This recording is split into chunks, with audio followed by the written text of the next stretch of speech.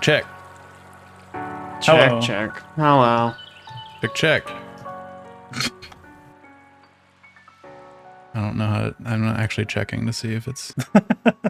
Wow. This is just an elaborate bit. Okay. I had the tab muted, so trying to check wasn't working. Makes All sense. right.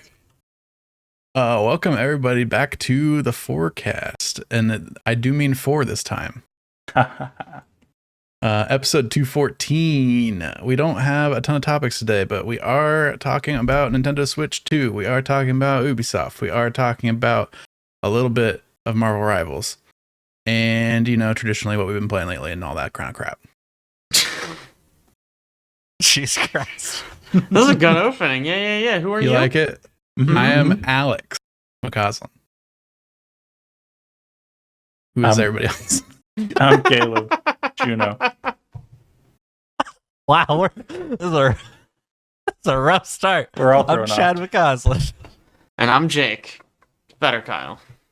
Nice. Smooth introduction, as always, when Aaron's not here. Aaron's not here. Ben's not here. Everything falls Could have apart. just canceled it, but we didn't. We didn't. We watched the Nintendo Direct, and we wanted to talk about it. Who's So, we? Because I didn't. well, you've heard about I it did. from at least some from me. Anyway, we don't have VGig because our VGig creator's out. Do we have a CCCP? Is the question. Not today. We're just running through this one. This is gonna be a short one. Oh, I had one. If we don't have a CCCP, Yeah, I actually had yeah. a question. Yeah, okay. Sure. This is something that I heard on different podcasts, and it got me thinking. Okay, would you rather have $1 million or get $1,000 every time you ate a hot dog? I can still eat hot dogs if I take the $1 million. Yes, but you don't get anything for Do I it. have to eat 1,000 hot dogs to make back? I think it's not quite that. That's a lot of hot dogs. Because you also don't get hot dogs for free. So you do still have to pay for your hot dogs. Mm-hmm. That's So I gotta true. do more than 1,000 hot More dogs. than 1,000 hot dogs to make it even. Is 1,001 hot dogs enough? It might Probably. be, honestly. Hot dogs Probably are enough. not expensive. So what? I eat 2 hot dogs a day for like a couple years, and then I start making a profit after that. It's not bad. I just don't want I to eat think that that's many pretty hot good. dogs. That's I the think- problem, right? Get the $1 million, invest most of it. It's gonna be worth more than eating 2 hot dogs every day. You know, that is actually almost certainly true. But, I mean, in this economy, you also might just lose it all. True. Hmm. True. No, I'm taking the $1 million all the way. I ain't eating that many hot dogs, man. I think I'm taking the hot dogs. I do. I like me a good dog. I don't have a problem eating hot dogs, and if I do screw up something with $1 million, it's just over. Whereas I always Sure. have the benefit of just getting You a always hot have dog. You more can hot always dogs. buy more hot dogs. You and can more always hot get dogs. more hot dogs, you know? You can always get more hot dogs. That's a good point. Yeah, hot dog seems good. Hot dog seems good, yeah. Well, this is not how I thought this would go. I thought most people would go for the $1 million. I bet Aaron would go for the $1 million. He's not here, but I'm voting for him. He says $1 million. Yeah, I'm pretty Okay. sure it'd say $1 million. Put it this way. Think about how many hot dogs you'd have to eat to support yourself for a month. Because it's not that many. I mean, Yeah, it's but I not. could also eat none. And You I'm could supporting eat- myself for many, many, many months. many, Yeah, many months. But you don't have any income. You're basically unemployed. Yeah, I I'm could on a- still work a job. I'm on a hot dog income. I'm a glizzy gobbler. Yeah, the more I think See, about it, that's the it. more I'm hot dog pilled. I That's quit not my enough. job. I become full-time hot dogger. Yeah. That's great. Yeah, you just, you know. Honestly, you could probably turn it. You could be like an influencer. You're the hot Oh my dog gosh. king. A hot dog influencer who gets super jacked at the gym and just like, dude, hot dogs are the way. Like, hot dogs Yeah. are the way. If you just, Mhm. hot dogs provide everything for you. It's the perfect rhyme. It's like the Honestly. liver king when he said he Mhm. only ate liver and he was He was natty. lying. Yeah.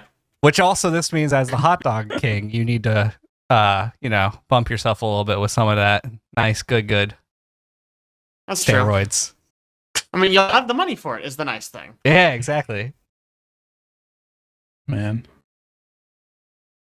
All right. So you suggesting you heard that on a different podcast reminded me of a question that is quite absurd. Okay. Uh-oh. Would you rather have unlimited bacon and no video games, No. or unlimited video games, unlimited, and no video games? Unlimited video games and no video games? Unlimited video games and no bacon? So the first, I'll repeat it. Bacon, just infinite, All the bacon. and no video games. Mm-hmm. Or video games, like an unlimited amount of video games, but no video games. What does that mean? What does that mean? I mean, I guess the bacon. Yeah, it's no games and nothing, or bacon and no games. Right? I heard that question and I sat there watching it on loop because it was a TikTok, and I'm like, I have no idea what's going on here. Like, what is happening? It's Actually, just I like did- absurd nonsense for no I heard reason. another one. Would you rather have $1 million or cancer? Or cancer. Or cancer. That's a tough choice. It is man. the tough one. Really tough. Can I have both? Is that an option? That's always an option. That's the nice thing. Oh, can I have $1 million and $1,000 every time I eat a hot dog? Ooh, no. Oh, No. $1 Not million without the cancer. and no cancer. All right, well, you just want to keep this Probably. going? We just want to Yeah, this is the podcast. For the whole cast. I would probably take less than $1,000 per hot dog. Like, I wonder what the lowest number I would take is over $1 million. It's just I so think I would reliable. do it. It's just such a reliable way to get money. I mean, what do you mean the lowest you would do it? Like, take it over $1 million, you mean? Or Yeah. just in general? Okay, because right now, I actually lose money whenever I eat a hot dog. Yeah, because I have to pay yeah. for a hot dog. So you would take Yeah. any amount. Yeah, any amount sounds pretty good. No, I mean overtaking it the flat million. Do you think 100? 100's probably too low. Okay. 500. Yeah, I don't know. Maybe 500. I might do it at 500. Wow. that's crazy. That's Yeah. crazy. Do you get Actually $500 crazy. for eating half a hot dog? I don't think so. I think you gotta finish it. And I think if you get sick, you lose the money. You have to pay. Oh, I think you gotta pay double. If So you this throw off isn't the hot dog, you pay 2,000. this isn't like my Krispy Kreme challenge where you eat 12 donuts in 12 minutes, and then at the end of it, I got to 11 and a half and threw all of them up. Oof. Yeah, but all did you solid, ever- by the way. Did you ever Oh, try God. stacking all 12 of them together and then crushing them? That probably Flat. would have been the move, but no, I did not. I bet that'd be the way to try to do it. But my father can do it, no problem. Is what he says. That's He'll what never most try it. people say. He can do it, no problem. It's It way wasn't- harder than you think. It wasn't the volume that was bad. It was that I just don't like sugar that much. Oh, why did you do this?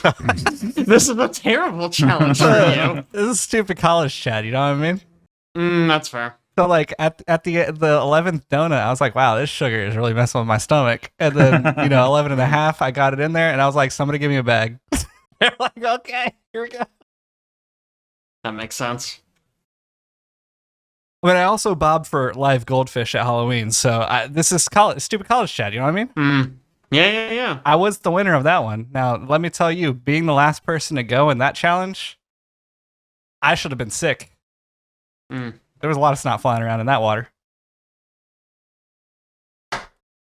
Well, speaking of things that make me sick, Ubisoft. Oh, What a segue. there it is.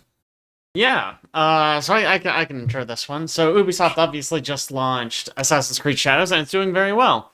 But not so well that they decided not to sell. So they basically split off a bunch of their franchises into a subsidiary that Tencent, I guess they didn't buy, but they've invested. Let me see. The number I have here is 1.16 billion euros into. which gives them a 25% stake into it. Yeah. It's got their biggest franchises, Assassin's Creed, Far Cry, and Tom Clancy's Rainbow Six. Does kind of raise the question of what is the other, like, what is Ubisoft, like... Yeah, what is that company now? Yeah, Without the right. subsidiary? Yeah. It seems like it's just going to be a company that is loaded up with debt and is going to be allowed to slowly float into bankruptcy. But maybe that's me being ignorant about how these things work. Like, I don't know. I've seen people say it's like partially because like Yves Guillemot still wanted to have control, so like they're just like he gets to keep the company, quote unquote, but not any of its profitability. So what's the point? Yeah, I don't know. It's pride, I guess, or something right now. I guess, man. But yeah, I've seen it positioned as, yeah, you can, it's like a tax thing and like a stock thing. Like they can saddle all of the bad stuff with the main company, and then the things that actually make money, they spin off into this subsidiary. And now they have Tencent support behind it, so they got cash flow. Yeah. It's a way to keep them afloat for a while, I guess, because they're struggling. Mm-hmm. It's just kind of wild because, like, I've got to imagine that, like, anyone who was still interested in, like, making games doesn't really work at Ubisoft anymore. You know what I mean? Like, they very clearly have demonstrated that they don't care. Like, what, the other company's gonna have, sorry, not Assassin's Creed, Prince of Persia. And it's like, they obviously don't care about that. They made a Prince of Persia game, and it was great, and they, like, swept it under the rug as quickly as they could. You know what I mean? Like, The Lost Crown did great, reviewed great, and they were like, well, we're not going to market this, and we're going to move the team instantly, so, you know. Yeah. Super, super weird decision there. That game, I just heard, is coming to mobile now. Yep. Yeah, I think mobile and iOS, is that right? Yeah, iOS, Android. So, that's a weird spot for it, but... Yeah. Look, honestly, whatever gets more people to play that game. I guess it means they haven't forgotten about it. Doesn't mean that they can do anything with it now that they've destroyed the dev team, but yeah, so weird, man. yeah, but yeah. The rumors before this was they were trying to get Tencent to buy like the whole company, and I think Tencent was just like not wanting to be saddled with all of that. You think? Yeah. I had also heard that just like Yves Guillemot was like, yeah, we'll sell the company, but I'm gonna keep creative control, and they were like, no? Yeah. Like, why on earth would you get to keep the company if we're buying it? Like, what are we buying if you get control, Eve? Like, he the was whole like, reason. oh, darn, you read the fine print. Now I don't get your money in full control. It's just so wild to me that he's like, yeah. Like, I basically single-handedly ran this company into the ground, but like, I want to keep it, and you just give me a bunch of money. Yeah. It's like, well, no, we're not going to do that. Because why on earth would we? Same time that all this is happening, it seems like that Assassin's Creed game is doing well for them. Oh, yeah. No, as far as I can tell, Assassin's Creed Shadows has been their most successful launch, except for maybe like Valhalla, which had a bunch of other stuff going for it. I mean, good for them, I guess. Like, I will say I'm excited to try that game when it's not $70. But, you know, it's probably going to be $70 for a hot minute. Yeah. I just don't know. There's so many other games. I don't know that I ever want to like invest time in that. Yeah, I mean, really, I think the only reason I'm excited about it is because Ghost of Yotei has not gotten a new trailer in a hot minute. Oh, yeah. And so, like, you know, I think as soon as I start seeing more of that game, I'm just going to be like, yeah, who cares about Assassin's Creed? I just want 100%. more Ghost of Tsushima, because that game's great. Yep.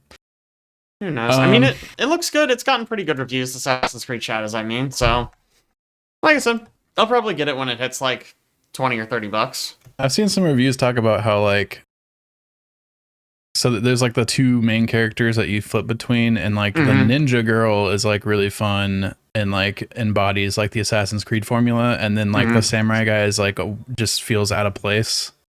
I've heard a lot of that. What I honestly think it kind of is like they made these Assassin's Creed games that don't have any stealth, essentially, like yeah, Origins and the other ones. Odyssey. Man, Odyssey, yeah. thank you. Like, sure, they had stealth, but you couldn't one-hit kill people, so it was really just like you got some free damage early. It's I don't ever know. I mean, since they made them like really RPG focused. Yeah, right. So I imagine that at least factored in a little bit, where they were like, well, we want to still keep those people interested, and if they don't give a shit about the stealth, let's just give them a mode that's just ignores the stealth. Yeah. I don't know, that's my read on it, at least.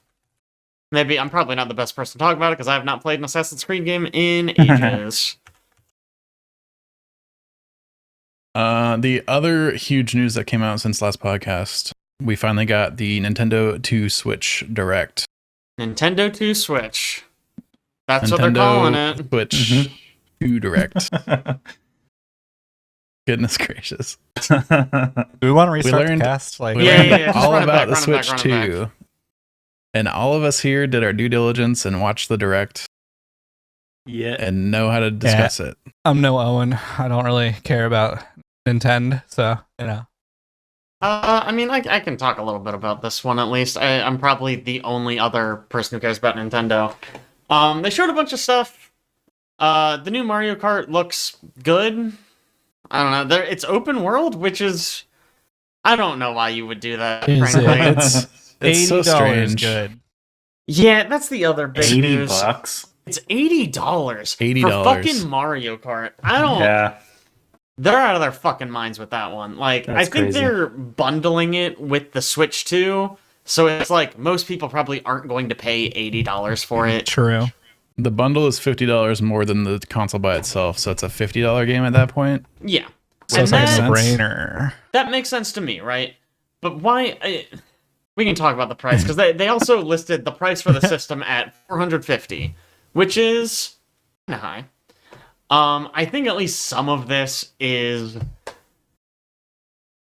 this country's current position with importing things from other countries is a little perilous. So I think maybe that has skewed these numbers a little bit higher. Who knows if that's going to continue in the future? Yeah, I don't know. I think that might be some of the case, especially if you go look at what the cost is in Japan, because it's Yeah. lower Yeah, I mean, that's... by like a obviously- significant margin. Yeah. Makes sense. It's obviously speculative. Like, they didn't come out and say, oh, yeah, we're doing this because of X, Y, or Z. But I think that makes sense. They also, You know, just like... worth noting, they've made the Japan console region locked. And that's the only one that's region locked. To like, I Oh. guess, prevent people from buying the cheaper one and using it outside of Japan. Yeah, kind of weird energy. Whatever, Nintendo, do your thing. Kind of the Sure. good news, spoiler alert for this Direct, they didn't show anything that made me go, oh my god, I guess I need to get a Switch 2. It was all kind of like, oh, that looks neat. Not even that FromSoft game? So, yeah, let's talk about that. So they showed, this was the big thing for me, Dusk Bloods. It's the new game from FromSoft, the guys who made Elden Ring. It's a Switch 2 exclusive. It looks like Bloodborne.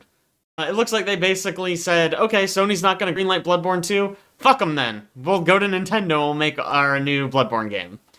That's really exciting. But something I've learned since that trailer is that it is a PvPvE game. Oh, really? Interesting. Okay. I thought I'd read something about it being multiplayer. Yeah. On a Nintendo... Okay. I did don't... That's not wild to have me. like hardly any combat in that trailer, and then also Yeah. there was like a bunch of weird shots with like multiple characters around, so I was wondering if it was going to be some sort of like co-op experience or what. Yeah, I don't... PvPvE though. I don't know what that means. Like, I guess it's like an extraction? That's the only thing I can think of. Yeah. That... I heard it was It's- like Night Rain-esque is what people were saying, where it's like it's class-based, and Okay. but that's like the only thing. Where's this That info I coming know. from? Is this just like leaks or rumors or something, or is there actually like a... Yeah, so that's why this is disclaimer for this part of the cast. We don't know. Okay. Yeah. But I've heard some things on TikTok, Twitter, etc. Who knows if it's true? Because, like you said, we had cinematics, and that's it. Yeah. Yeah, The we PvPvE, like what I think about when I hear that is like Hunt Showdown, if you've played that, Mm-hmm. where it's like you and your party are going through killing like like zombies, like mobs and stuff like that, and then like eventually like a boss, but also there's other groups trying to do it at the same time, and you can kill each other. Yeah, and then you're trying to extract with stuff. I kind of mess with that if that's actually like how it's going to be laid out. Because I can imagine like battling a boss, getting an item, and then like you're down on like flasks, and oh man, there's another group coming after us, and like you have to like run away from them to the extraction, or if that's what the game is. Speculation. Definitely not what I would expect from a Switch console game.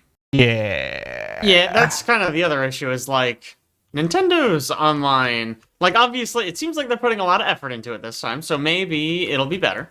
But historically it has been incredibly not good. Well, this is Nintendo 2 Switch, so yeah, and that's true. That's true. They invented an entire new company for this console. So that bodes well. I don't know, man. If they wanted to lean into the Bloodborne aesthetic, I'm kind of upset they called it Duskbloods and not like Duskborn. Listen, they can't call it Born or Sony in the fine print. They could use Born. I'm sure they could use Born. I don't know. Maybe they would get sued for that. Pray for the gods couldn't use Prey. True. That is true. That is true. What a world we fucking live in. That was probably the craziest announcement. Oh, absolutely. Yeah, sure. Because who would expect an exclusive FromSoft title on a Nintendo platform? Yeah. Like some of the people I was watching react to the stream, the stream starts and they do like their age rating thing at the very beginning of the stream for like what's going to be included, and it was an M. And they were like, what is going to be in this stream that's going to be M rated? And then they showed Elden Ring. They're like, all right, that has to be like the only thing that's in this whole stream. But no, turns out second FromSoft game. Yeah. Yeah, the only other big surprise, I think, is they're making a 3D Donkey Kong game, which they literally have not done since the N64. I was wondering how long it's been. It's been a long fucking time. I don't know. Honestly, it looks like Super Mario Odyssey. Yeah. It has that style. Yeah, it looks like it's several different, like, open zone, like, different worlds that are smaller open world. You run around and you collect bananas or something. I don't know. It's probably good. I don't think, though, for me at least, it's not enough for me to run out and buy a Switch 2. I had seen people discussing that game, like, in terms of the Mario team. Like, do we think the Mario team made that? Or I was wondering the same thing, actually. Or do we get a Mario, like, holiday that gets announced a bit later or something? Because, like, everybody was expecting big new Mario game. Yeah. But is this the stand-in, maybe? It could be. I mean, it really depends. Is it the same team? The style and the gameplay look like it's the same team. That obviously is speculative, but that would be my guesses. Man, kind of wild for Nintendo, though, to bet the farm on fucking Donkey Kong. Like, they didn't even bother to make a Donkey Kong game for Switch. You know what I mean? They skipped an entire console generation. They only ported over their stuff from the Wii U. Like, to go from, we barely care about Donkey Kong to, it's our only hope for the Switch 2. It's our only big exclusive. Gosh. Like, absolutely insane. I don't know. Only other thing, really, I thought was noteworthy is, it's not OLED. The base model is an LCD screen. Which is weird to me. I don't know, I kind of just assumed that the base model would be OLED, or there would be at least, like, a SKU of it, you know what I mean? Like, you can buy... maybe they would be both at the same time. Yeah, right? But they just LCD for now. For now, quote unquote. It's obviously not even out yet, but... I'm, like, wondering, like, is that what they're thinking? They're going to try to upsell people in, like, a year or two? Probably. For a new SKU? It's just weird because it means someone like me, even if a game came out and I was like, oh man, I kind of want to Switch too. Like, if this fucking Donkey Kong game comes out and it gets 10 out of 10 reviews, and I'm like, oh shit, I want to play that. I'm still going to wait because I know they're going to drop an OLED model in like a year or whatever. You know what I mean? Like, I felt like a clown with the Steam Deck because I bought the Steam Deck and I love it. And then the OLED came out and I was like, well, I already have one. I'm not gonna. I don't want to bother selling it and buying a new one. Like, I don't want it that bad. That did feel bad because that was pretty quick after Steam Deck came out. Yeah, right. I was like, oh, god damn it. I'm too impatient. I was too excited about the Steam Deck. Yeah. Not gonna make that mistake again. I feel like it'll be a similar situation. I don't know. Yeah. Whatever. Everything else they showed, I think, was stuff we already knew. Metroid Prime 4 looks good. It's also coming to Switch 1. Yep. So, I don't know if it ends up being really good. Maybe I'll just play it on Switch 1. I don't know. That's my plan at the moment. Their like second to last reveal was Kirby Air Riders, which is like a new Kirby Air Ride, which is a game I never even heard of from like Wait, GameCube really? era. Yeah, I never played it. I loved Kirby Air Ride. I had so much fun with it on GameCube. I don't care about it that much. Like, it was a fun, goofy game on GameCube. I would never pay $80 for it. I mean, is it just like a kart racer again? Because that's what it looks like.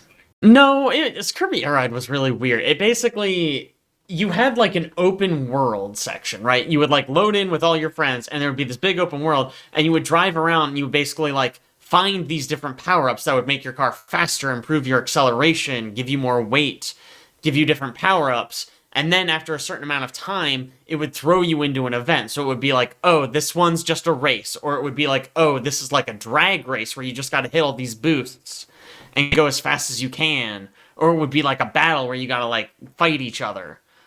So the idea was you would do this open world section to become more powerful. And then you would go into the event and actually like race. And then does it reset after that? I honestly don't remember that well. I just remember running around the open world and having fun exploring it with friends. I never really fully understood how the mechanics of it worked. Because it was very strange. And I never like got invested in it really. But I don't know. It was very unique. You could get different cars also in the open world, and like there would be different events. Like there was something that would happen where like a meteor would come in. It was weird. So I think it's exciting that they're making a new one. I think it's weird that it is a launch title rather than like a new Mario. Yeah. Or something that people would care about. Whatever.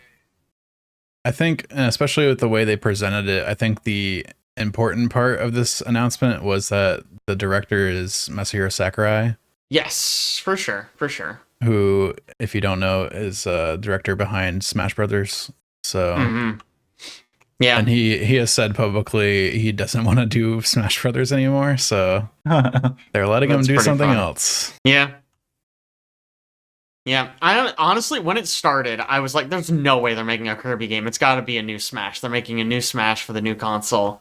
And the intro to the cinematic looked very Smash. Right, because I feel like Smash trailers always start with Kirby for some fucking reason. Whatever, man.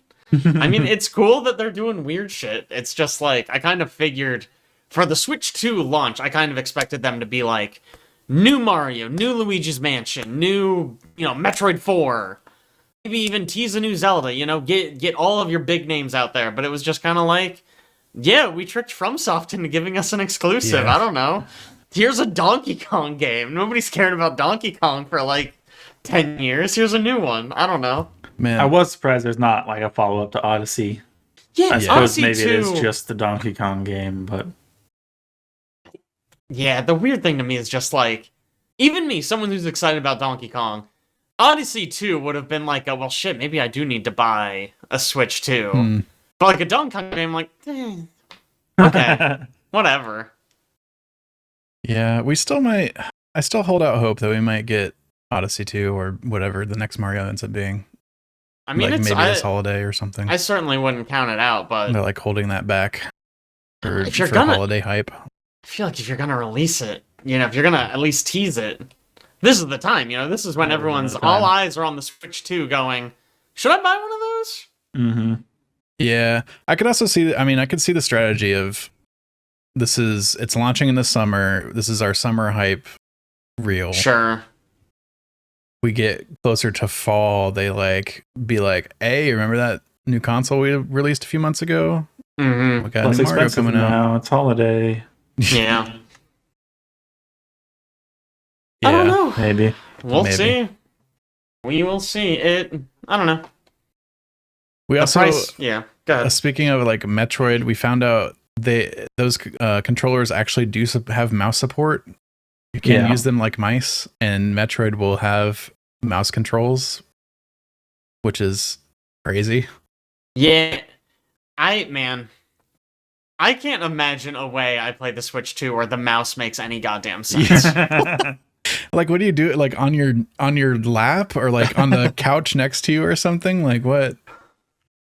How do you do that?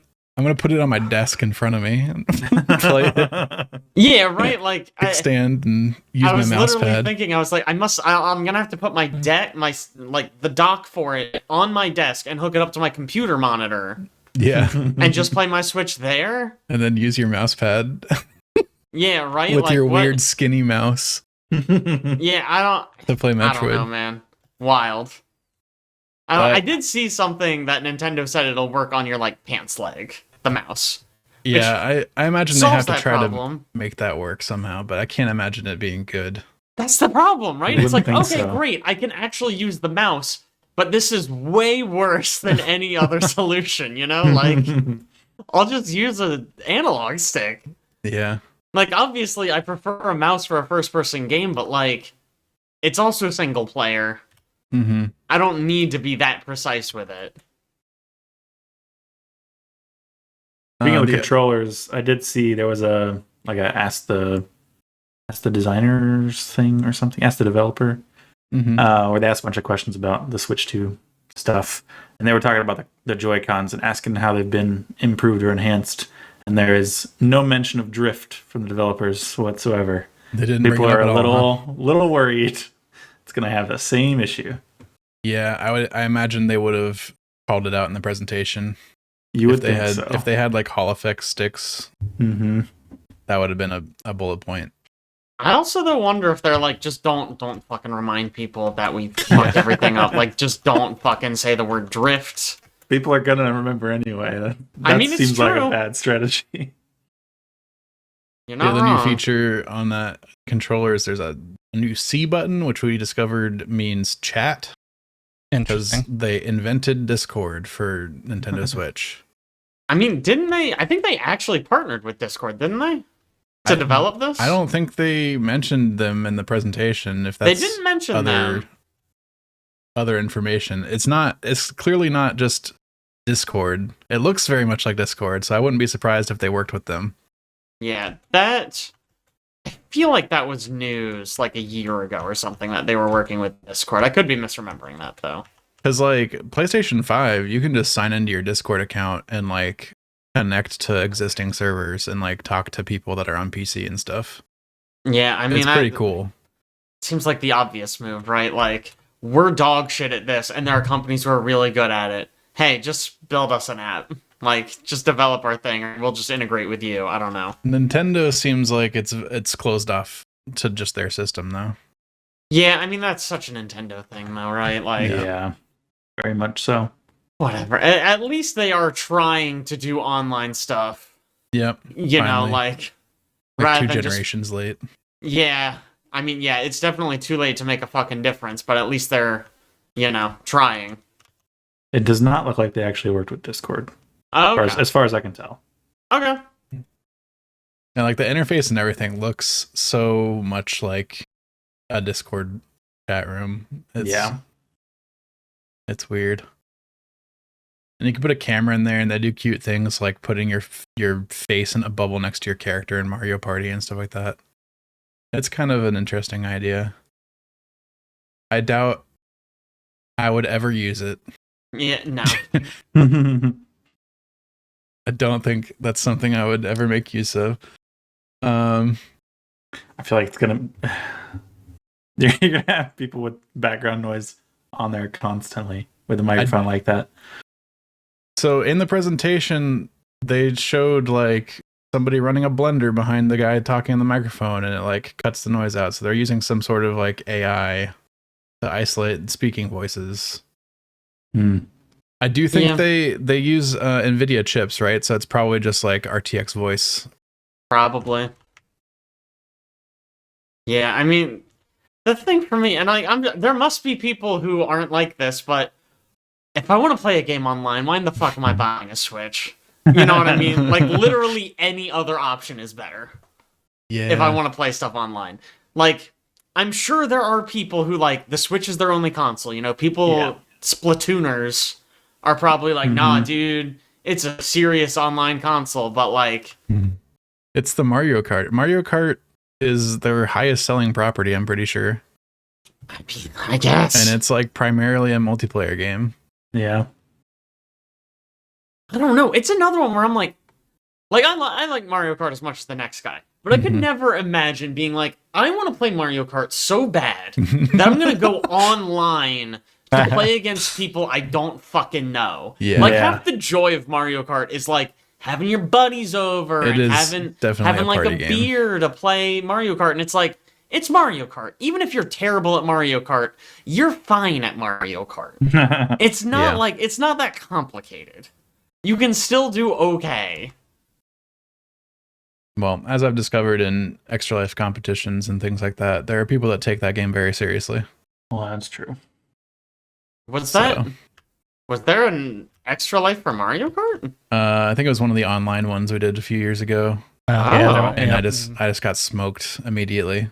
I mean, I believe like, if you said crazy. to me, Jake, how could you get better at Mario Kart? I would say, I have no fucking idea. I have never given it any thought ever. Yeah. Gotta know the shortcuts and drift correctly and use your abilities at the proper time. It's no. I'd rather just casually play it with some friends. Yeah, right? Yeah. Like it's a fun game to just casually play it. To me, that's the appeal. It's like, it feels to me like getting serious about Mario Party. It's just like, well, no. I feel like there are other racers out there that are There's way also more. like 1 year, Aaron and Janae hosted a Christmas party, and they had Mario Party just running on the screen. People could play it. And one of the other guys at the party was playing against me and some other people, and he just smoked everybody. And we're like, what the heck? Like, how? Like, what? I don't understand. And he's like, oh yeah, I play like every day at work against the guys. I'm like, what? He plays every day at work? What's his job? What are you talking about? Yeah, what does that even mean? Did you tell him that there are other games you can play? Like literally anything else? It's like their break room game, I guess. I don't know. Why? Play Mario Kart. But it was just like so severely outclassed, and I didn't understand. It was weird. Yeah, it was the same way as how I used to think about Smash Brothers before I found out people play that competitively. Hey, before you played with Brendan one time. Yeah, before Brendan in Virginia, who was just this little pipsqueak kid. This little pipsqueak kid. And we're like adults trying to like go easy on the kids, and he comes in here and just murders everybody. When you say kid, how old was he? This was a long time ago. He was. It was. I'm imagining was he like a middle schooler at the time? If anything, it was maybe a freshman. I don't know. Freshman in college or high school? High school. High school. Okay. I think he was in middle school at the time. I think he was in middle school. Yeah. I think he was around Andrew's age. So I think they were both kind of middle school, and his sister was in high school. And I was in college, so I thought I would have no problem beating this kid. And then he kept on picking like he picked his good stuff to begin with. It killed everybody, and then he just started picking like random bad things just to toy with people, and like so he would like play Samus and just sit on the edge and just like shoot the powered balls at people at the perfect times and stuff, just to mess with people. I'm like, gosh, what's happening?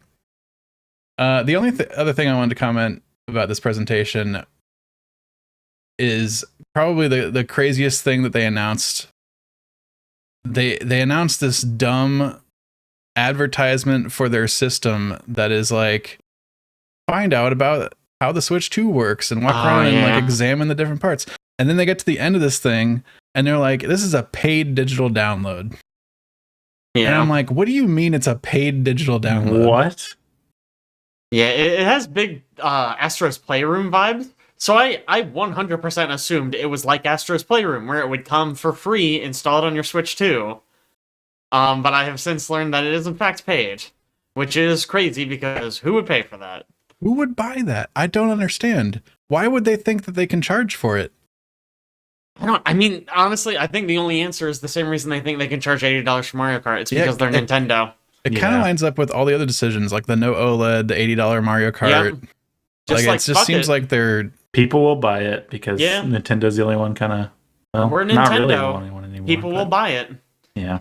It does seem a little crazy that now, like when the Switch launched, the only other like handheld consoles were other Nintendo consoles. They had the market corner, but they made the Switch amazing. But now that there's all this competition, it feels like they're just like phoning it in a little bit. Mm-hmm. I don't know. Maybe we're talking bullshit, but I would have that's thought they certainly would how have it been feels. trying to be way more competitive, especially with how popular the Steam Deck is, let alone like all the other third parties making handhelds now. Yeah. Yeah, Valve's got to be like, oh, they're charging that? Wow, okay. Yeah. We're fine. You can get an entire PC for close to the same price. Yeah. Cheaper in some instances. Mm-hmm. That's nuts. Yeah. I mean, I think you still have people who are nervous about PC gaming. Like, understandably, it's, there's a lot going on there, but... Not to mention, I mean, PC is sweet for just, like, cost of games. It's true. Stuff goes on sale so often. Nintendo games basically never go on sale. Yeah. Anyway, that's kind of a mixed reveal for me. We'll see. Yeah. I guess this holiday they're really going to be in the swing of things. We'll see how it's doing at that point. Yeah. Yeah. I mean, it also, a lot of consoles don't launch necessarily strong. It takes them a little bit to get their games out. So maybe that's just what's going to happen. We're talking shit right now, but next year, Elden Ring game's going to come out. Not Elden Ring, but FromSoft game. Dusk Bloods. Yeah, Dusk Bloods. Whatever. I almost forgot. They showed 5 seconds of Silksong footage and set the internet on fire. Yeah. So as funny. You do.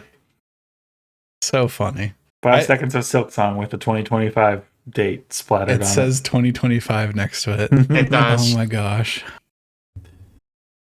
Yeah. The funny part is whoever put that sizzle reel together probably doesn't understand what they did. Like, I feel like they just don't know how much people have been craving Silksong news. It's very possible. Just throw it in there. Before you realize what's happening, it's gone. Like, crazy. Other news, just today we got Marvel Rivals updates on what they're doing with Season 2 and beyond. The new characters that are coming, stuff like that. So, what was it? April 11th, I think, is when it was starting.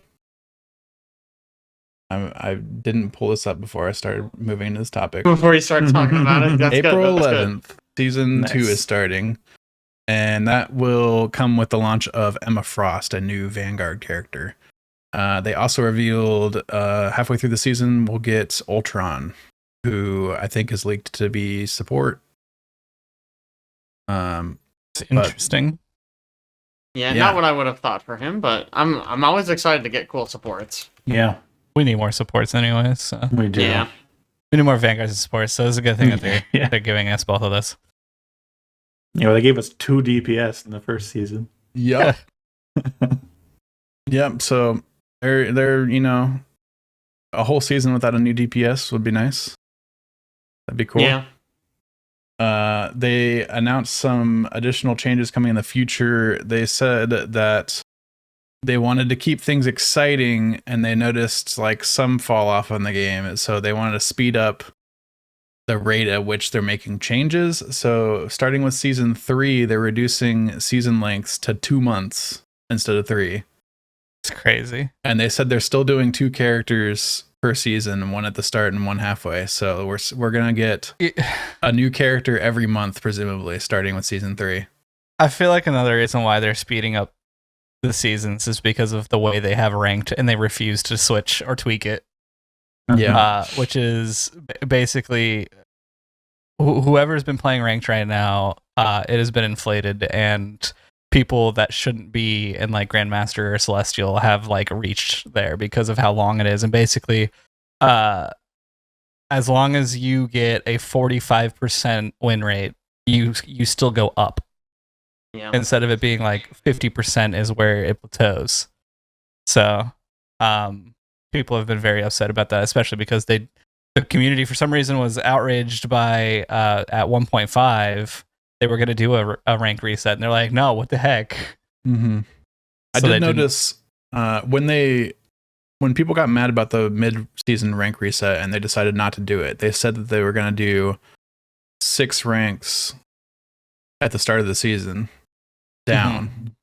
And today they announced that the rank reset for season 2 will be 9 ranks down. Yeah. Oh. So it's a bit more. I don't know if that's wise, but you know. It's definitely weird. Like you're going to go from, I think it's from Diamond 1 down to Silver 1. Yeah.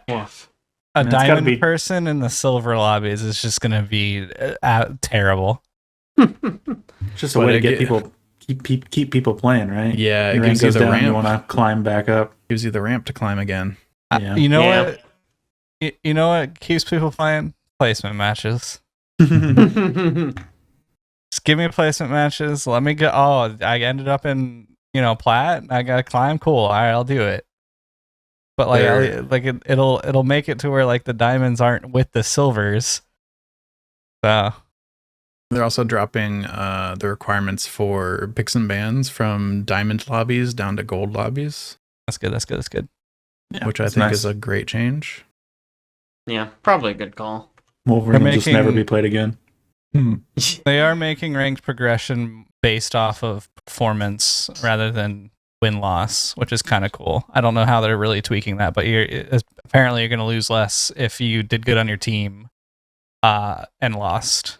And you also gain more if you did really well and carried. Which I thought that was already in the game. It kind of seemed like it a little bit sometimes. I mean, I was getting like 40 points in like bronze. Right? Like I don't know, man.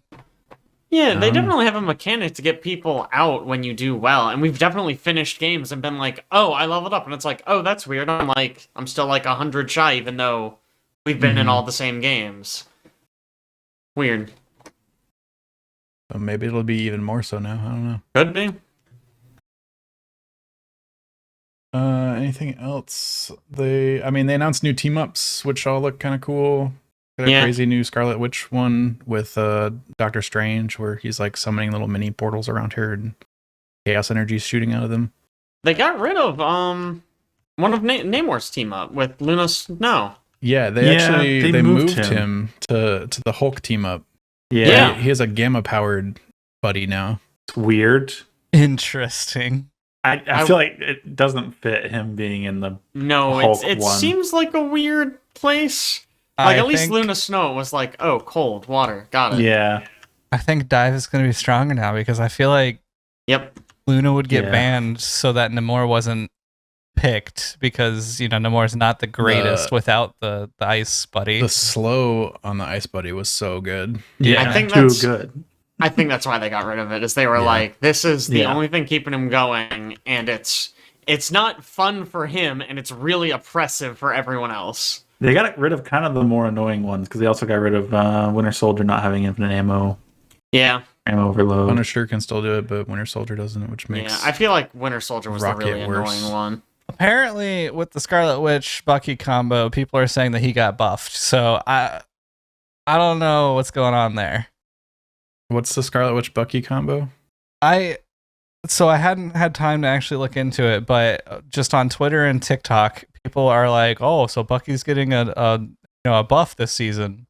Like he's got a new one with Captain America. With Cap, yeah. Apparently, also with Scarlet Witch. Huh? I don't know what that one is then. With the one with Captain America looks cool. He can do like a jump back to a teammate, like the thing, and then also if both Cap and him press a button, they like slam together and like hit wherever the center is between them. He doesn't jump back to a teammate. He jumps to enemies, I think. He jumps forward and slams. I thought it said back to does safety. Damage. I think he can... Well, I think that's The Cap one is what that's considered. Oh, Cap can jump back? Is that what it was? No, I don't think so. I think they were talking about the slam maybe is his way to get back. I'm going to go fact check this right now live. This is good. That'll be good. Yeah. I'm so glad Namor doesn't have that. Nice. Yeah, I mean, it was really annoying. So annoying. Interesting that they took Psylocke out of Magic's team up. Yeah. Not really sure what the reasoning is for that. My guess would just be that Psylocke's really good. She doesn't need Tracer recall. Yeah, I guess she got a new team up that I forgot about. It with says Emma Frost. It says inspire Winter Soldier to leap towards allies at critical moments. Huh. Yeah, suck it, Caleb. Okay, so another fact check live is in this video. Maybe people have misinterpreted it. One of the devs says, expect Scarlet Witch and Winter Soldier to debut with brand new aggressive duelist team-up abilities. So potentially what that means is Doctor Strange and Witch and Winter Soldier and Cap. But because they're side-by-side in this image and the way that he says it, I think people are interpreting it as they're getting a team-up together. Yeah, no. Definitely just that. They each are getting a new team up, right? Yeah. I think that's right. But I still am kind of surprised that Winter Soldier didn't get some sort of nerf. Yeah, infinite ammo with Rocket. Yeah, he got taken out of the team up with Rocket. And I never really... Like, I could play Bucky without Rocket, no problem. Yeah, but some people can't. And they could play him with Rocket, and he was really annoying. I guess that's we'll true. See. Yeah, I guess we'll see how well he does with those small changes. A lot of times, these small changes that you don't think are going to be that impactful end up. I think making or Punisher breaking is getting punished because of it. Because I feel like Punisher wasn't the greatest character until Rocket was around, and then it's just like, all right, now I can actually do something. Because there'll be less reason to run Rocket because you can't use both of those characters with him anymore. Just one of them. There should have been less reason to run Rocket to begin with. They haven't said specifics, but they're making him better in some way. They're also making Rocket? Jeff better. Yeah, Rocket and Jeff. Okay. Cool. I mean, I feel like all he needs is make his gun a little bit, I don't even know if better, just more satisfying to use. Yeah. Listen, I heard that Black Widow might be getting another buff, and I'm very excited. They mentioned her in the devlog too. I'm also terrified. Yeah, she's definitely on a razor's edge, right? Where you give her one too many buffs and it's like, oh, she's just going to take over the fucking game. Yeah. They can't just give her one shot because that's just not. They just can't do that. No, they can't. So, like what other things could? What if they gave her like a? It does damage over time after the fact. So if you don't get healed, you die. See, I'm not even thinking damage-wise for buffing her, right? I like half the time when I'm not able to get my kill is when I don't have stamina anymore. Yeah. Because the way I play her is I sprint, jump, and shoot. Like that's her whole kit. So like if you did some sort of like boost to her stamina, or her stamina comes back faster, or like I think that would still make her incredibly oppressive, just because she can just jump from behind cover and start shooting you, and you can't get her. I don't think she needs a change to the damage, because if you can place two headshots, it kills people. Like, and that's who she is. You do 3 body shots, it kills strategists. Like, it's. I don't think she needs a tweak there where like damage over time or anything like that might make her a little too good. Yeah. Maybe she get, instead of her grabbing onto character, she gets a little zippy zip, so she move around a little bit more or something. I don't know. Give her the Black Widow grapple. Take more things from Black Widow. Dude. Wonder where we got that idea from. Gosh. Maybe she has something that like slows enemies and like damages over ties them, but it's like something she can place down so that dive characters can't get to her as much. Fun idea. I think that's about all we know about the new update for right now. Another game. Do you want to talk about Emma Frost? Because we actually know her abilities. I guess we'd kind of, we just had that trailer drop. Mm-hmm. Yeah. She looks fun. She's a tank, which, cool, man. Unexpected. Yeah. It's exciting, though. Yeah. Does she canonically have like diamond skin or something? I mean, yes, it makes a lot of sense. Yeah. But it's cool. Sigma shield is one of her abilities. So she can like project a shield out in front of her. She's got like a beam. That's like her primary fire is like this beam. She's got a freaking choke slam. Yeah, holy shit, that looks cool. What is that about? So cool. Very cool. Choke slam and kick somebody off a ledge in that trailer. Yeah, she looks like she'll be cool. And then her ult, she just like brainwashes the enemy team. She like does a beam at them, and after a while, they just like mindlessly walk towards her. Pretty cool. Interesting. And she also has an ability that turns her skin to diamond and makes her invulnerable. Yeah. Yeah, I mean, I don't know if she'll be any good, but she looks cool. Mm-hmm. I like her design at least. Yeah. And it's nice that it doesn't feel like it's a tank we already have. You know what I mean? Like, like the thing's cool, fresh. but I feel like he's a little bit similar to some of the tanks we already had. Yeah. He's just a brawler tank. I mean, he's like Thor without the dashes. Yeah, exactly. Like, yeah. We already have people who play like that, where I don't feel like there's anyone quite like her. Yeah.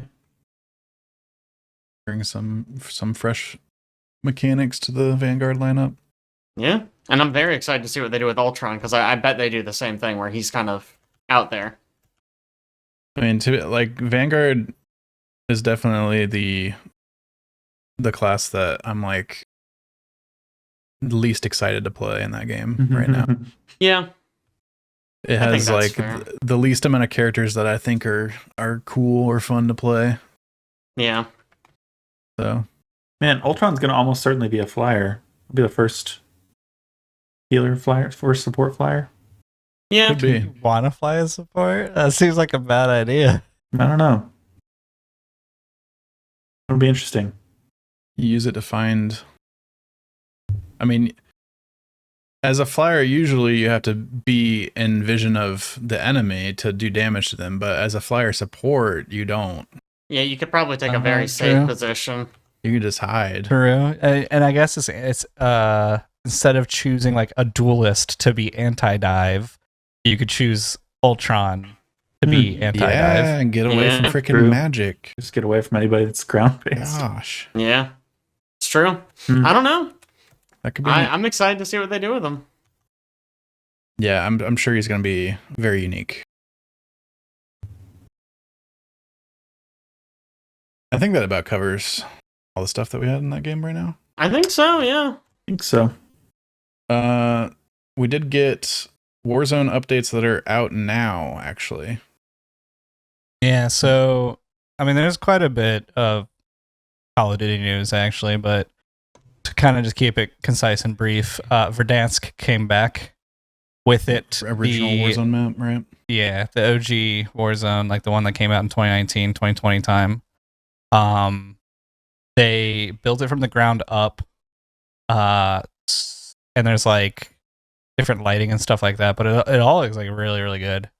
Haven't checked it out yet, but was able to kind of play around with the weapons that came out with Season 3 of Call of Duty, which is the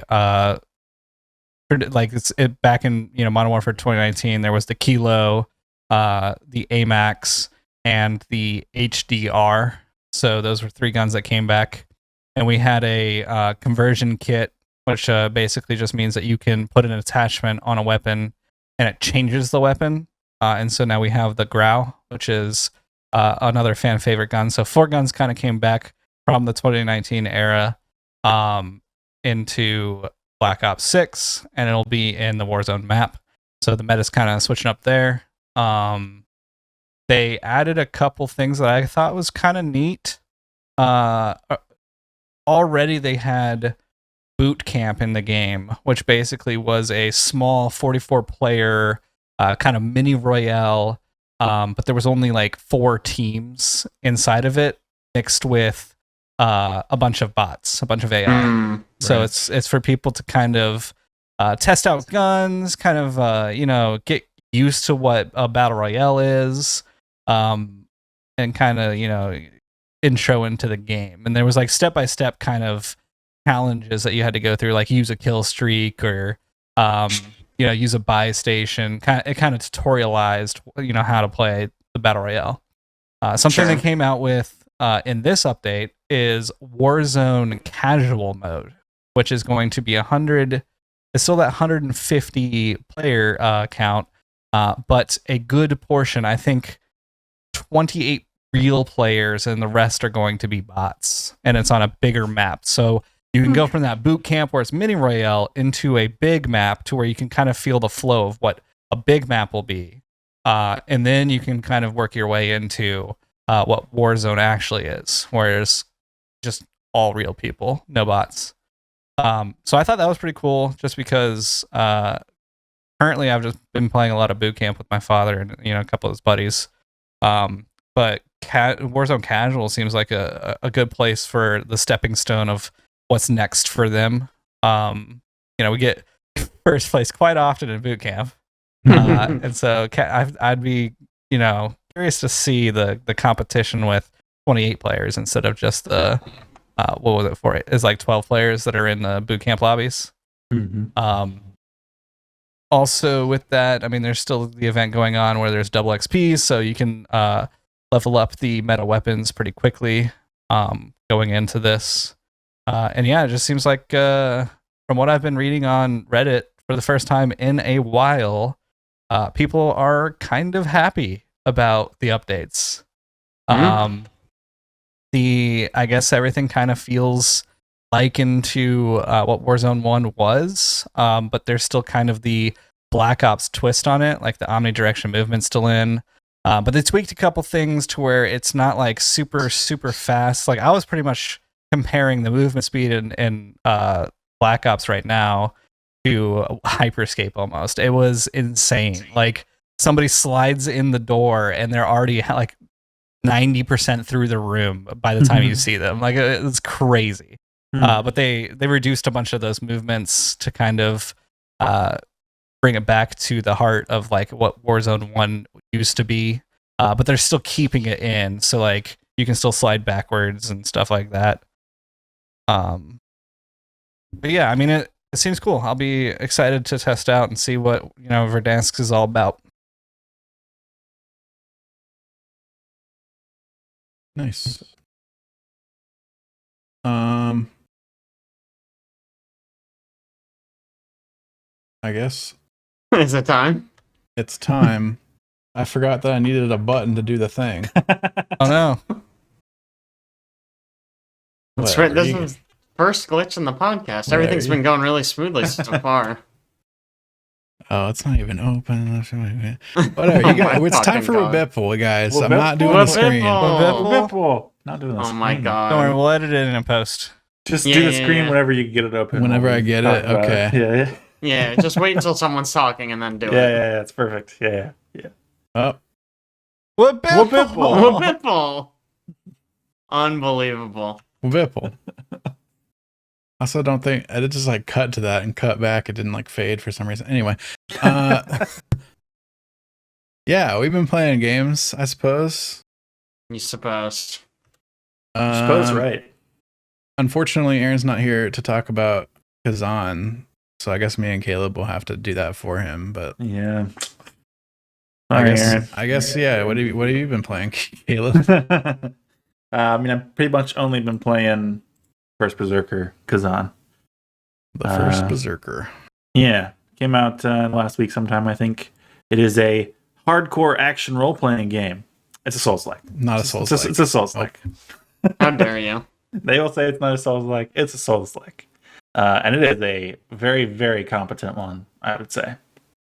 It's really enjoyable. It's got a really cool art style. The character models are very anime-looking in like cutscenes and stuff, but it doesn't really come across in the sort of 3D environment. It's got a very heavy blood theming. Holy crap! Yeah. You play as like this Blade Phantom combined characters. There's blood on the screen like all the time, I feel like, in that game. It's Are you very like Born of Blood? Interesting. Funny. Thank you. It's very heavily parry's maybe the wrong word. Block based, guard based, kind of parry based still. They don't use the word parry, I suppose. What word do they use? I think you mean brink counter. Brink Christ. guard. Brink guard. Brink guard. Counter strike's a different thing, yeah. Counter Strike is a different thing. Wait, is and also a Counter-Strike game. in this game? Yeah, Counter Strike's in this one. Shit, that's crazy. It's Dude. pretty cool. It's pretty cool. It does differ from most Souls games in some pretty big ways. There are 3 weapons. That's all you get. There's dual wield. It's a axe and a short sword. Yeah. There's a spear and there's a giant great sword.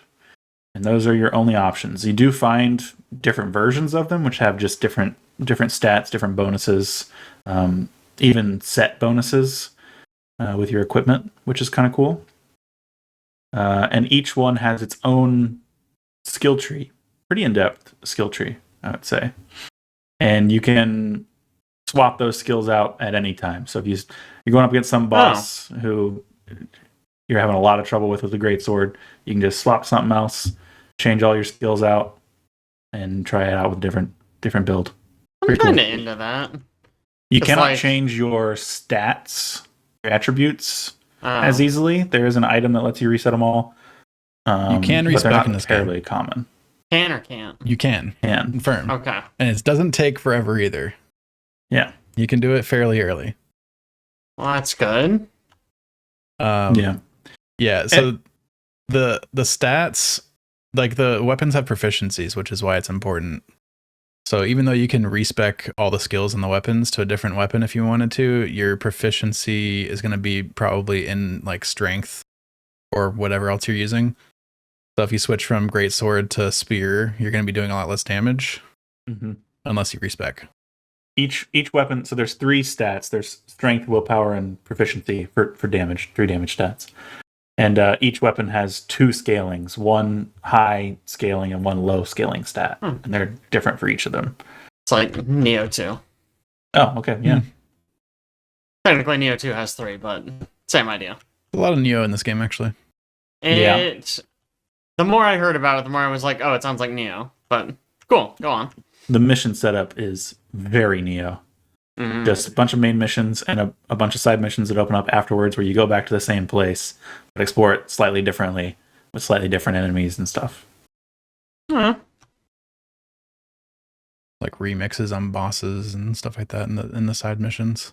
I'm into it. Yeah. Very cool. Are you still doing spear only? I'm still doing spear only. It's so good, man. Spear's fun. I've now done at least 1 full mission with each of them. Nice. And I've gone back to the greatsword. Greatsword's probably just my jam, I think. I need to try it again, probably. Didn't like it the first time around. It's just so big. It hits so hard. It's fun. That does sound like a great sword. Yeah. Have you fought Rankus? No. Rankus. You're making that up. I just beat Big Spider. Okay. Spoilers. Jeez. Can't just use her name? Come on. I don't know this Big Spider's name. Spider? No, her name's Aratra. Aratra. Okay. What do you think Aratra is? If you had to guess. Who would know? Anyway, I don't think Big Spider is necessarily a spoiler. Spoilers. I got to Rankus and I texted Aaron. I was like, man, Rankus is such a pushover. He was so easy compared to the previous bosses. And he was like, I did not have that experience. Apparently, really? Spear is really, really good at against Rankus. So, interesting. Yeah. I wonder if Greatsword's good against Big Spider, because I thought Big Spider was easier than the previous one. Probably so. Yeah, I imagine. A lot easier to hit all the parts with a giant greatsword. Which actually brings me to a point Aaron would like to mention probably if he were here. He's not here because he's playing it right now. That's not even a joke. Nothing to do with him being sick, but you know. Yeah, no. That's so funny. Look, man, I'm just saying, I can see Steam. I see what he's doing. He was really excited because all the bosses introduce new mechanics that previous bosses didn't have. It seems to like consistently do that throughout the game so far. I don't really want to spoil any of those because a lot of them are pretty cool. But yeah, the boss design is really cool in the game. I've been having a lot of fun with the bosses. I think it's clearly taking me longer than you guys to get through the game. Well, yeah, they're gamers. It took me many hours to beat one of the bosses. The Viper. No, the second one when I was talking to you guys at the movie theater. Oh, okay. I think it took me at least 3 hours, I think, of attempts. That is a lot of attempts. Yeah. I did like 2.5 hours before I went to the movies, and then I came back and beat him after that in another like maybe hour of attempts. You just needed the power of Dune 2 or something. Whatever movie you saw. We went to see Princess Mononoke. That would inspire me too. Fun times. That has happened with I think almost every boss at this point, where I've started fighting them and then stopped playing the game for one reason or another, came back to it and then beat them. Yeah, you need the break to like absorb it, I guess. I don't know. Yeah, sometimes you do, man. When I played the Elden Ring DLC, I needed a break of like 3 months to beat that final boss. Yeah, had nothing to do with them patching his difficulty to be lower. That's a coincidence. Yeah, that's funny. Purely coincidental.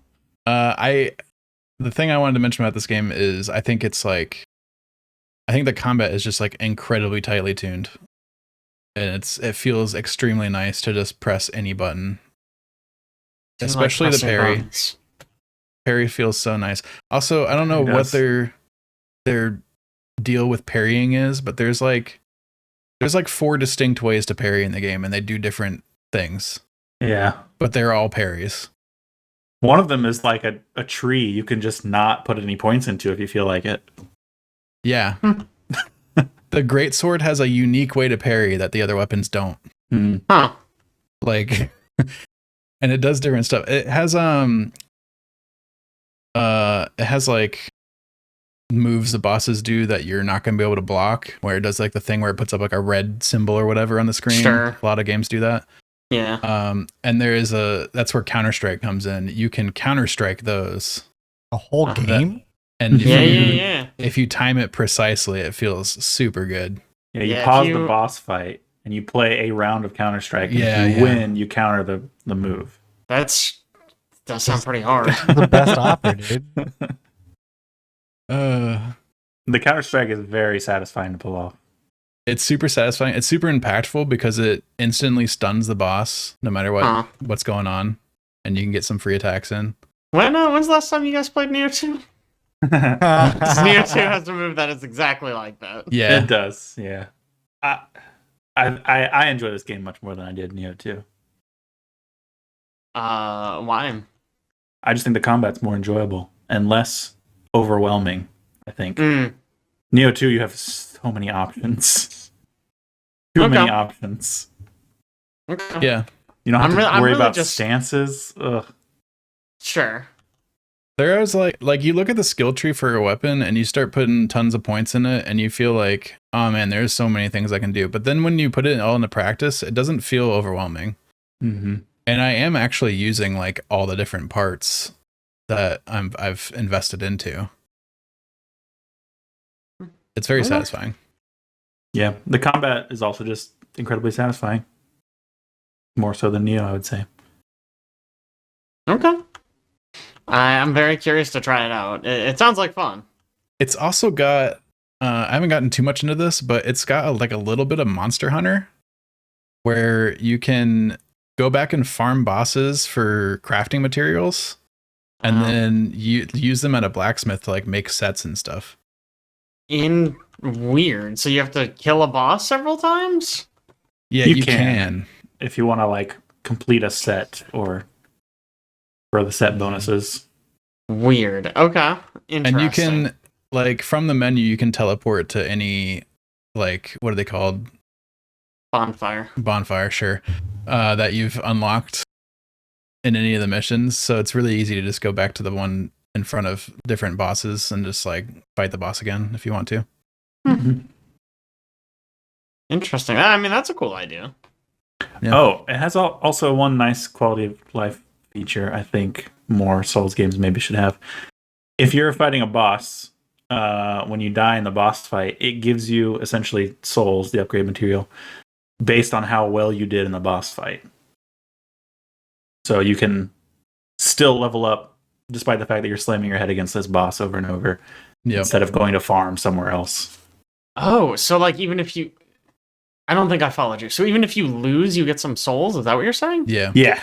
So when you die, it drops your souls outside the boss fight, but it also gives you an extra number based on how well you did in the fight. How much damage you dealt to the boss, I think is its gauge. Interesting. I will say I like that idea. Yeah. Yeah. There's been one boss that I had some trouble with. I was able to level up twice while fighting him. I've leveled up several times facing certain bosses. Yeah. Tactically, right? You're this is a good time to grind. Yeah. Oh, interesting. Also, this is a minor one, but when you open a chest, he just takes the items out. You don't have to click the button again. Please take that away, Souls games. Don't make me hit the button twice to open a chest. Get the gear. So annoying. That's fair.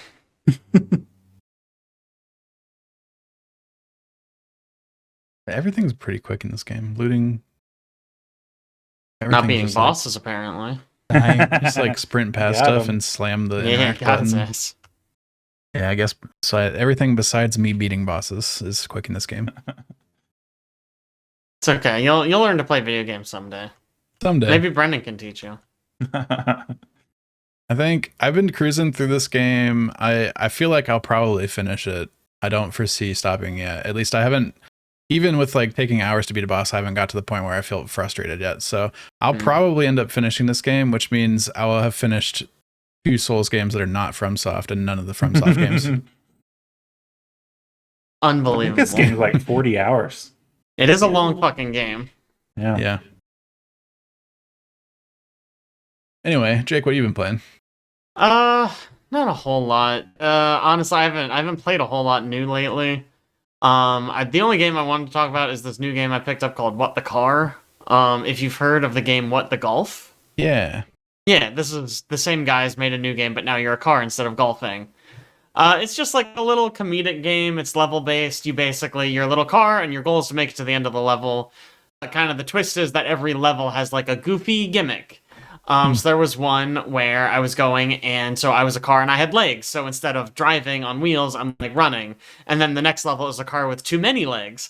So I had legs coming like off the side of the car and on the top, and you like roll and you could like jump while you were rolling. So that was kind of goofy. There's another one where as you were going, there's these 2 bears who are swinging a jump rope. So as you're trying to make it through the level, you have to jump over the jump rope as they're swinging it. Wow. It's just goofy stuff like that. It's funny. It's fun. It's very light. I've only played a little bit of it. I only started playing it today, but it's really the only new thing I've been playing. The only other thing I have to talk about is Avowed. I'm starting to get a little tired of Avowed. I don't know if I'm gonna finish it. I think I'm like halfway through. It's big. It's longer than I thought it would be. I also, man, like listening, I feel like I was listening to reviews and people kept going like, oh yeah, there's like this huge choice you make. Like, wow, I can't believe that choice. It was so crazy. Like, I did this. Did you do that? I feel like I haven't made a single fucking narrative choice in this fucking game. And like, that's fine. But like, I thought there would be. And like, it's an Obsidian game. So I kind of expected a little more like narratively going on. Yeah. You misunderstand.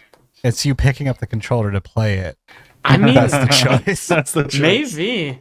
I don't know, man. Like it's fine. I expected the story to be a little more involved, and it's just kind of passable. You know what I mean? And is this part of the Baldur's Gate effect?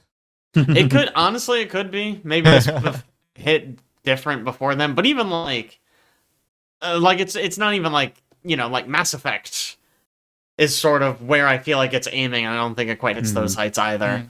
Which again, like before Baldur's Gate 3, I would have said Mass Effect is like one of the best stories in gaming, so maybe that's still an unfair comparison. But even looking at their older work, right? Like, I don't think this is on the level of like a Fallout New Vegas Or like another game I've been playing, Tyranny, I think has more interesting writing and story stuff going on than Avowed does. Yeah, Secretly Avowed is just one big ad for their new turn-based mode they're adding to Pillars of Eternity 1. Yeah, let's talk about that. That's exciting. They're going back and adding that? Yeah. They are? That's crazy. For like the 10-year anniversary.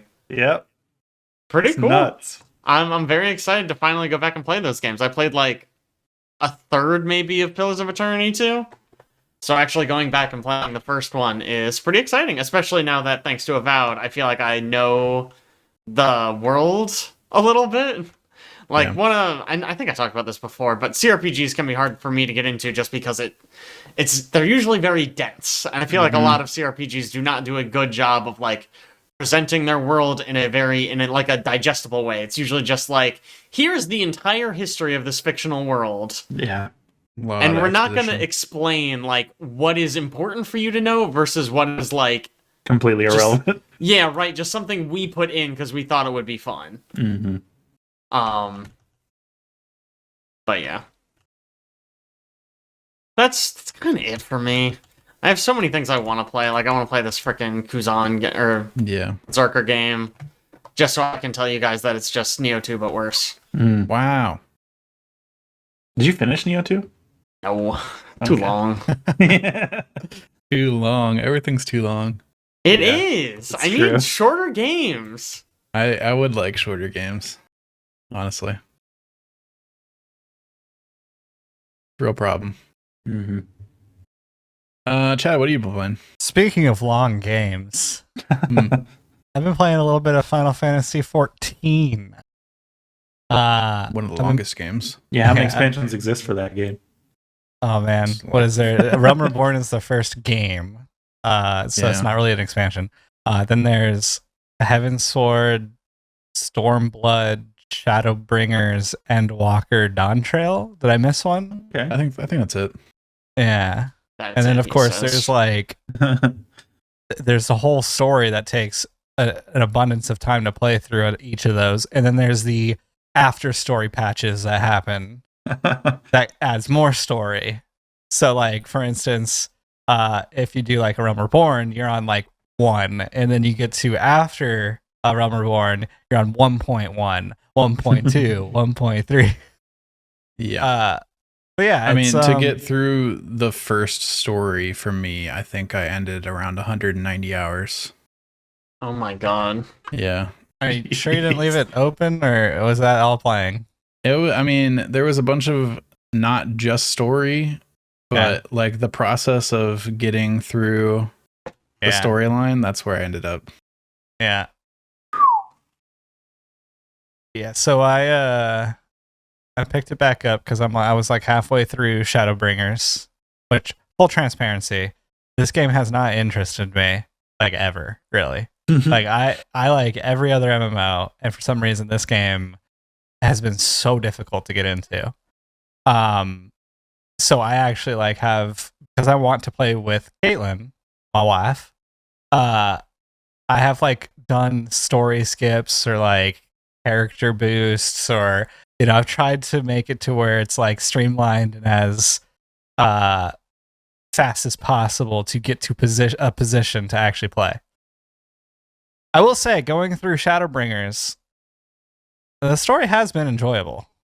It has been amplified by getting an AI voice mod, which, let me tell you, I don't know if I just have like Omega Zoomer brain, or like my attention span is just not there anymore, which it probably isn't.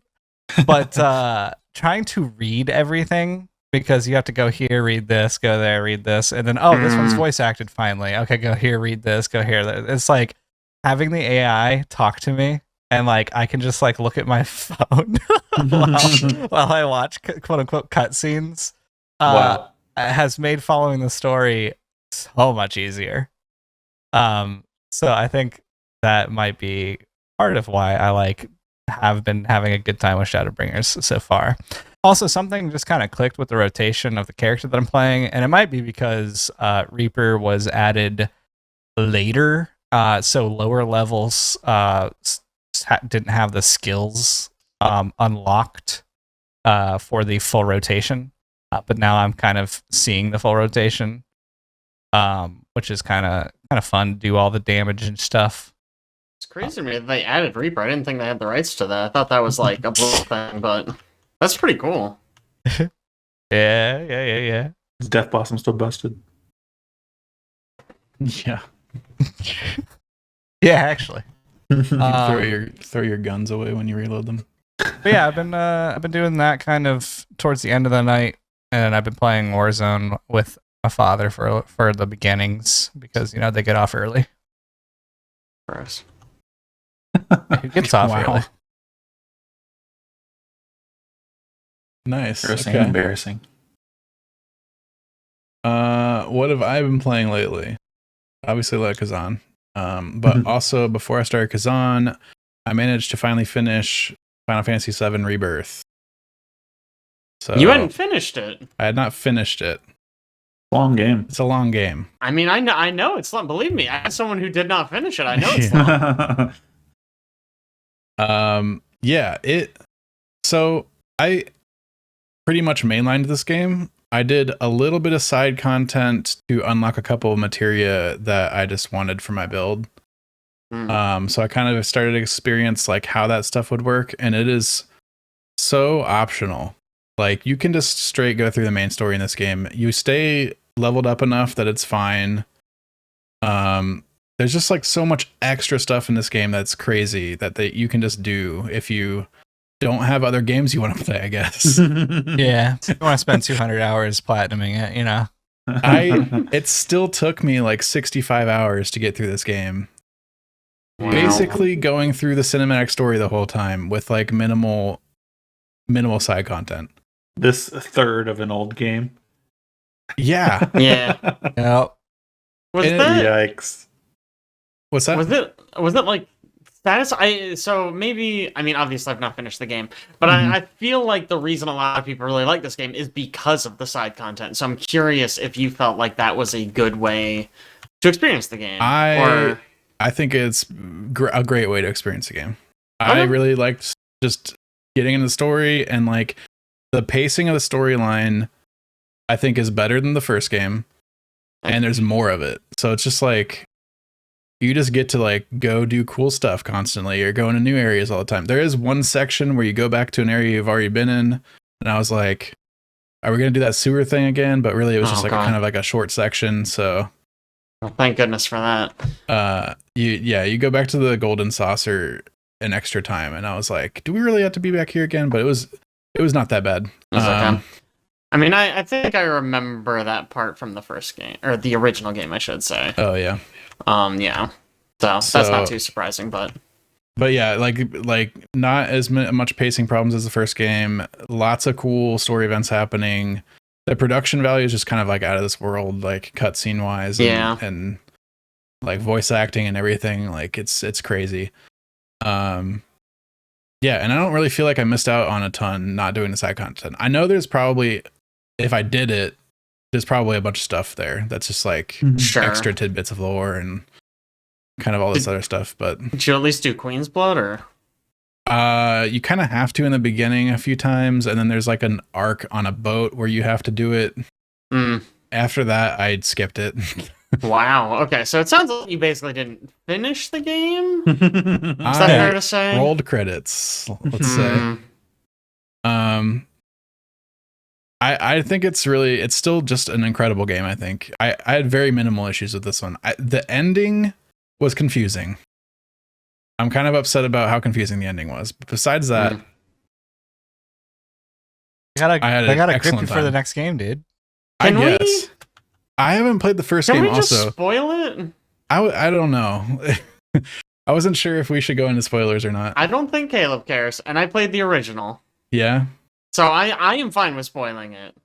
I'm curious to hear what was confusing, because I obviously don't know, especially how this one ends.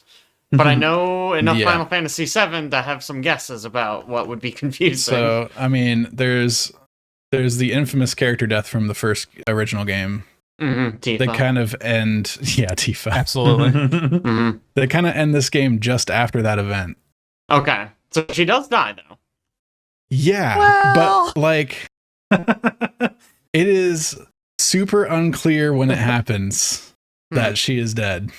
Okay. And also, she just keeps on appearing anyway after she dies. So the cutscene that happens where she dies, it's like timeline skipping constantly. There is some multiverse bullcrap going on in this game. Yeah, that happened in the first game too, kind of. And they at least hint at it. They like start mixing timelines and showing you certain things that happen in certain timelines and not in others, and then blending them together, and it's all very confusing. And at some point in the mix of all that, Aerith dies, and I don't even remember when it happens. Like I told Chad after I finished it, like the impact of her death didn't hit for me at all because I wasn't even aware it happened until everybody was really sad sitting around like the edge of a lake at the end of the game. And I was like, oh, okay. So that was real, I guess. I'm pretty sure that's supposed to happen. Like, I'm pretty sure you're not supposed to really know until, because like you're still kind of seeing her, and then everybody's around the lake, and you're like, no, that's not real. Like, that's not what's happening. And then you finally realize, like, oh crap, she's actually dead. Yeah. And the apparently changes they've made from the first game is Cloud just continues to see her and talk to her and interact with her. So that's weird. I'm not sure why you would do that. People have been complaining about that a bit, about it taking some of the impact of her dying away. I honestly had a theory after the first game that I thought they were gonna let Aerith live and kill Tifa. Yeah. Like, just to do something different. I had heard, like, maybe they'll change it to where she survives somehow. Or somebody else might die. They definitely didn't. So I wasn't fully on... Like, I knew she died in the original game because I'm just aware of it. Yeah, I mean, I think people who don't play video games know that Aerith dies in Final Fantasy VII. You know what I mean? Like, it's very well known. I don't think Chad knew either. I didn't know. Really? Okay, all right. But yeah, so knowing that they might try to subvert that expectation, I was like ready to be surprised by it still, and then it still didn't hit. So I was a little bit upset by that. Yeah, there's still like 60 to 8 hours of the third game when they come out with that. They could change it. They're gonna bring her back in from a different timeline. They'll bring her back. Yeah. I was just confused. They kept on. So the other things I don't know from the first game is that there was timeline stuff going on. Apparently, people that did know that just kind of knew what was going on with Zack the whole time. Yeah. Meanwhile, every once in a while when I finish a mission, they would just flash to me playing Zack for 5 minutes, and seemingly other things are happening that have nothing to do with what I've played. And I'm like, I have no idea what's happening with this. Like the entire game, I was just like, I have no idea what's going on with this. I kind of like that as being someone not knowing that there's timeline stuff. Yeah, I mean, because like that was something that like the mystery was unraveling, and I was curious about the mystery behind that. I was super curious about it, but I was expecting it to be like a big reveal, not some like mishmash mumbo jumbo. Like, is this happening? Is that happening? Timelines are blending. Now they're splitting because Sephiroth did a cool sword move. Like, it was too confusing. If they're a little bit more direct with it, I would have been happy. Chatting with Chad about it after the fact and kind of organizing my thoughts and thinking about everything over again, I kind of put together everything that happened and was more happy with where everything ended up. But in the moment, I was like, I have no idea what's happening. I don't know what's happening. I'm just fighting this boss fight, I guess. Yeah, I'm curious to see what they do with the third game, because this is the part where in the original Final Fantasy, I kind of just went, I don't really think I know what's going on anymore, but that's fine, whatever. I'll just finish this. There's a white materia and there's a black materia. No idea what's going on with those. What you need to know is the white one's the good one, the black one's the bad one. Oh, wow. Yeah, the black one's bad. Yeah. Yeah. I don't know. Yeah, so I just kind of complained for 10 or so minutes, but I really love the game. So not to say that I thought it was a bad title. I think it was probably my favorite game from last year. That's I mean, it was your game of the year. It was my game of the year at the time. That's good. And then I think it held up the rest of the game through the end. So, have you gone back to the Proto Relic stuff at all? No. Man. That's that content I should do.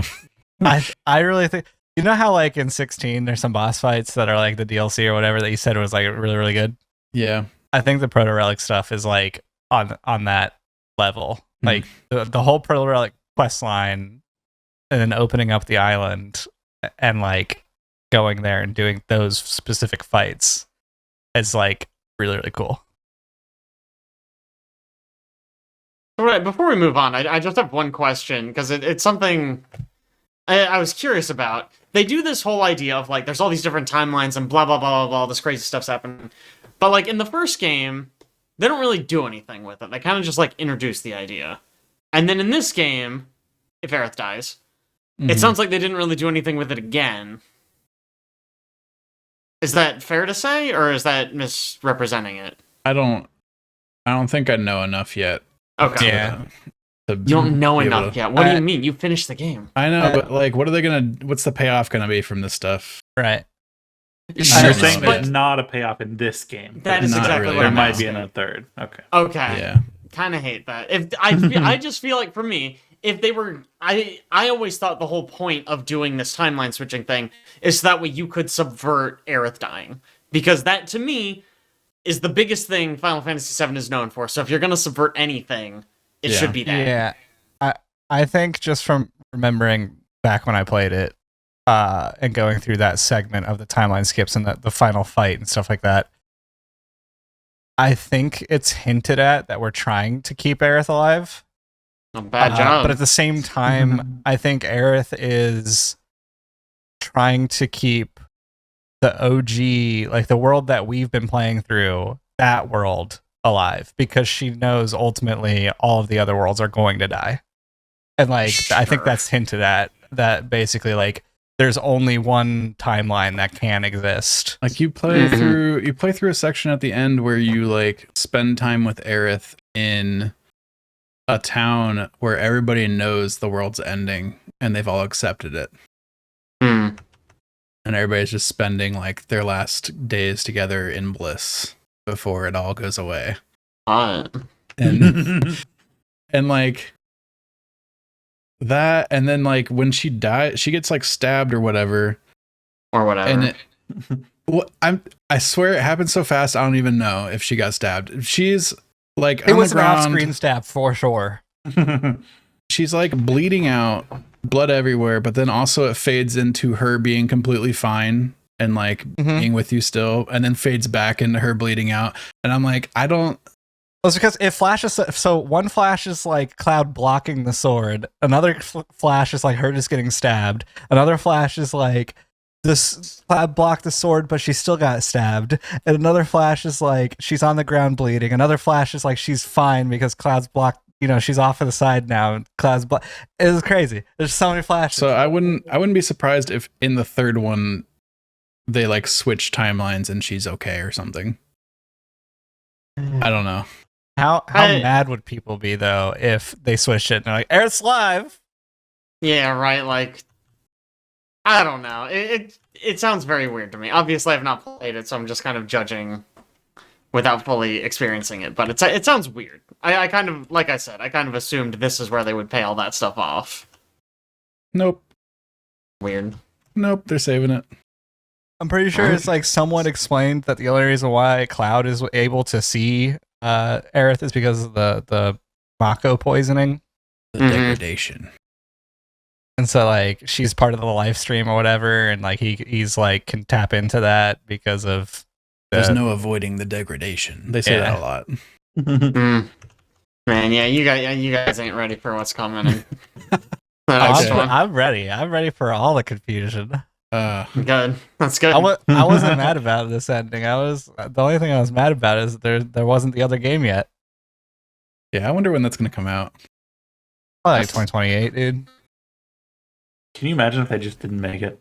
Oh my god. I know this game did not sell as well as they wanted it to. I am a little nervous about what they're gonna do. Man, but the thing is, like, not make Half-Life 3. I feel like it sold good, but like their expectations were too high. Yeah, I mean that's Square Enix to a team, man. They do that all the time. They're like, oh, the third Tomb Raider game? Yeah, that didn't meet our expectations. Also, it's like, what do you mean? I know I'm beating a dead horse because I've already said this on a podcast, but like, it was the second game in a series that people already know there's going to be 3, and it's going to be a cliffhanger ending. Like, I mean, that is true. I don't know what they expected. Yeah. I don't know, man. Yeah, Square Enix doesn't seem to know what their games are supposed to sell. I think they just assume everything is going to do, like, the biggest numbers ever. Yeah. They're just like, it has Final Fantasy in the name. Why isn't it selling, like, 200 trillion copies? Genuinely, I think that is their attitude. What do you mean we sold 1,000 less copies than we expected? It also doesn't play like a traditional Final Fantasy game, so I'm sure that makes some people mad. I mean, yeah, what? It's not turn-based. Final Fantasy. I don't know, man. I feel like Final Fantasy has not been turn-based in a long, long time, right? Mm-hmm. I guess at this point, yeah, you're right. Right, also, this is like 16 and 15 and what was Lightning. 13? Yeah, Lightning Returns. I genuinely don't know if that was turn-based or not. I think it was a lot like this one. Mm. Like you had a menu, but you could play it action style. Kingdom Hearts style, baby. Yeah. Anyway, that's the podcast. All right, turn it off. We're done, baby. Hit the power button. That's it. Do you ever shove the WHYBPL screen up? I did. Probably just do that again, just in case, you know? You want to see WHYBPL?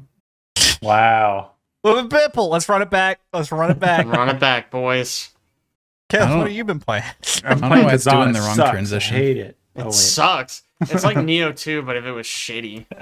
That's what I keep hearing. That's what everyone keeps telling me.